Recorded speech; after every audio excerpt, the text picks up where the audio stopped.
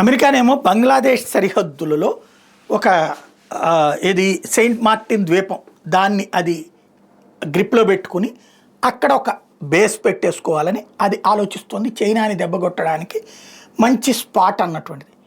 అది ఇవ్వలేదనినే బంగ్లాదేశ్ మీదన కక్షగట్టి హసీనాని పారిపోయేలా చేసి యూనస్ని అక్కడ పెట్టుకొచ్చింది.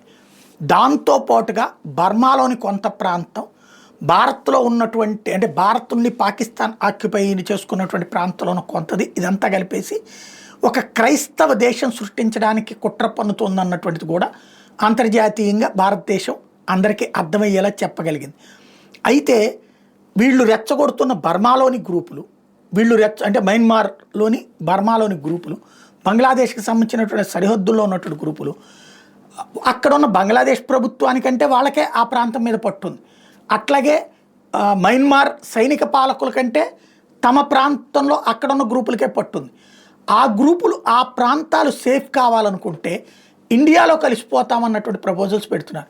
ఇప్పుడు మనకి 7 సిస్టర్స్ స్టేట్స్ అంటే ఈశాన్య రాష్ట్రాలు ఏవైతే ఉన్నాయో, అట్లాగే టిబెట్ వైపు నుంచి వచ్చినటువంటి ప్రాంతాలు అన్న లడక్ లాంటిది, లేకపోతే కనుక అరుణాచల్ ప్రదేశ్ లాంటిది. అందుకే కదా చైనా ఎందుకు మాదంటుంది, అవి టిబెట్లో ఒకప్పుడు భాగాలు, టిబెట్లో భాగాలని భారతదేశంలో రాష్ట్రాల కింద ఉన్నాయి.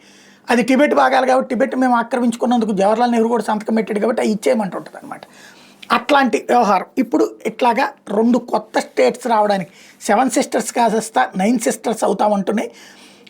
ఒకటి అస్సాం, మేఘాలయ దగ్గరలో ఉన్నటువంటి గ్యారో హిల్స్ ప్రాంతంలో ఉన్నటువంటి వాళ్ళు ఒకవైపున, అదే సందర్భంలో ఏదైతే బర్మా మయన్మార్కి దగ్గరలో ఉన్నటువంటి మరొకళ్ళు కూడా ఈ 2 అంటే ఇదేమో బంగ్లాదేశ్ దగ్గర ఉంటారన్నమాట, అదే వాళ్ళు ఉంటారు.